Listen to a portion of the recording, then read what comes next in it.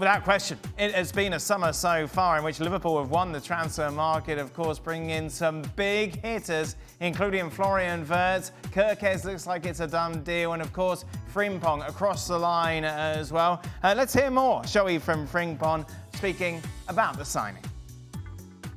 So how do you look forward to your next season in the Premier League? I mean, with the Dutch players and also your best friend, is it, Florian Wirtz? One of your best friends? Yeah, man. So I'm really excited. I'm really looking forward to playing with the Liverpool squad. I'm really excited. I can't wait for it to start. It sounds like a perfect match already. I mean, because of the trainer, of course, you probably spoke to Arne Slot a lot. What did he say to you?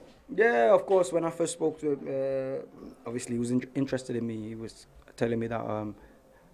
He would like me to come to Liverpool and I would fit in the squad, you know. And for me to hear Arne Slot, he wants me, and to play for Liverpool also, it's a privilege, you know. So, yeah, man, how could I say no? Is it important for you that you feel like it's a kind of a familiar? I mean, you know the Dutch players, you know, feels like a family maybe. Of course, man. It feels comfortable, you know. So now I'm going to a comfortable environment because I know some of the players from national team, and Flo is joining me also. So, yeah, man, familiar faces. So. I'm really excited, man, really excited. Ali, you've seen every Bayer Leverkusen game over the last 3 years. Yes, I have. There seems to be, some say, well, he's going to come and he's going to play right back, and that's what Liverpool need, to make things solid at the back. He's not that sort of player, is he? Is he the sort of player, in fact, that won't be playing at right back? Well, he's not a right back. Now, some may argue that that's where he plays. That's not the position he played for Xabi Alonso Bayer Leverkusen. He was a wing-back for Bayer Leverkusen, and a wing-back that was far more inclined to attack than he was to defend. What you get from Jeremie Frimpong is a lot of energy, a lot of activity, a lot of speed. He will do the work defensively, but he is thinking, I'm about to win this ball so that we can go forward. He's not waiting for anybody defensively so that he can go tackle somebody. He's thinking about, let's get out on the counter. Let's get out in transition. The thing that I would say about Jeremie Frimpong, and it's something that Xabi Alonso would agree with, and anybody who has seen this guy play consistently, is he gets himself in really good positions. He times his runs well. Because of his speed, he can get in behind and he can get around defenders. But his final decision is not always the best. In fact, I would argue that more times than not, the delivery of the cross is not quite where it needs to be. The choice that he makes in the final third is something that needs to improve dramatically. And then his own final product in terms of finishing chances is not what it needs to be either. So what I'm hearing from you is he is a downgrade on Trent. No, I don't think that's.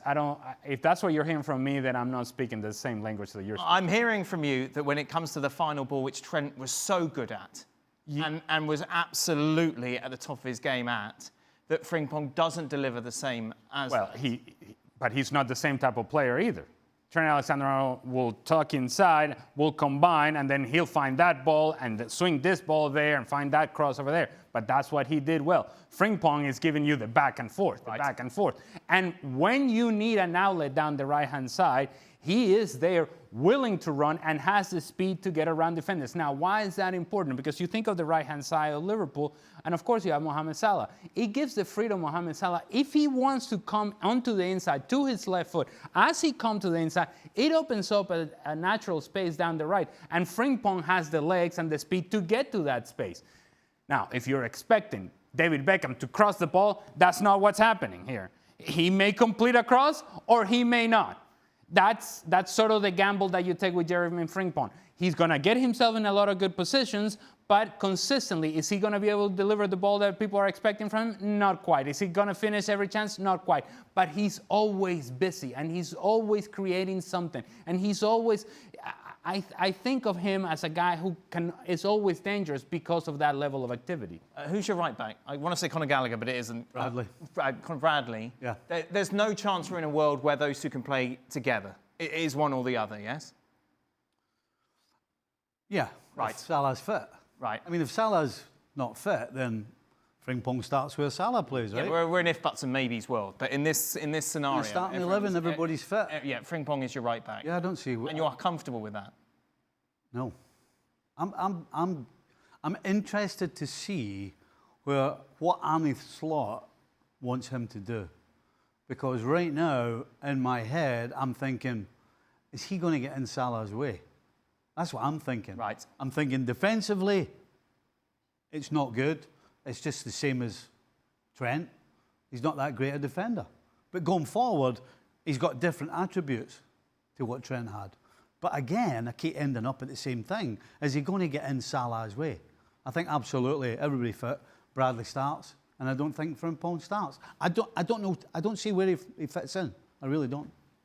Meanwhile, for Manchester City, we've heard Pep Guardiola singing from the same hymn sheet, haven't we, over recent weeks about this squad being too big. I'd love to have the players that we have now all season. The problem is they'll be unhappy during the season. They'll be sad. They'll be disappointed. I don't want that. For me, it's not a problem. I don't like to have 6, 7 players just in case. No injuries being at home. He's talking about the likes of Kyle Walker, Jack Grealish, McAtee, who have been left behind for this Club World Cup. It is, of course, a decision that every manager has to make, Stevie.